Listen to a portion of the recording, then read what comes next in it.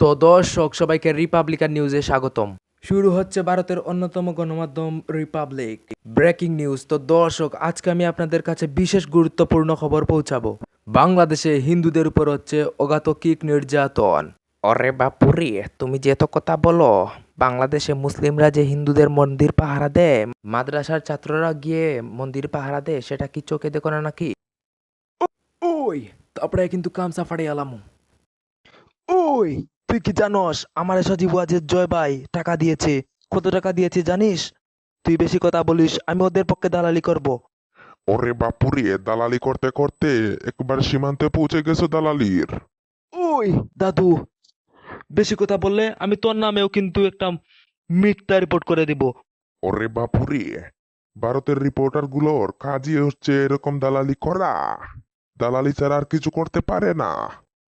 তো দর্শক, আমাদের কাছে আরেকটি ব্রেকিং নিউজ চলে এসেছে। বাংলাদেশে হিন্দুদের উপর থেকে এখন চলে যাচ্ছে খ্রিস্টানদের উপর অঘাতক নির্যাতন। তো এই নির্যাতন দেখতে হলে চোখ রাখুন আমাদের টিভিতে। ওরে বাপুরে, এরকম দালালি করে তোমরা কি পাও? ওই, দালালি করে আমি টাকা পাই। টাকা ওয়াজিদ ভাই আমাকে টাকা দেয়, তার জন্য আমি দালালি করি, বুঝছো? ওরে বাপুরে, তার জন্য তোমার চ্যানেল আজ থেকে সাবস্ক্রাইব আনসাবস্ক্রাইব করে দেব। আমাকে চিনো না? তো দর্শক, এখন আপনাদেরকে আমি দেখাবো বাংলাদেশে কিভাবে হিন্দুদের উপর আক্রমণ করা হয়। বাংলাদেশে মাদ্রাসা ছাত্ররা দিচ্ছে হিন্দুদের মন্দির পাহারা, মুসলিম হয়েও দিচ্ছে হিন্দুদের মন্দির পাহারা।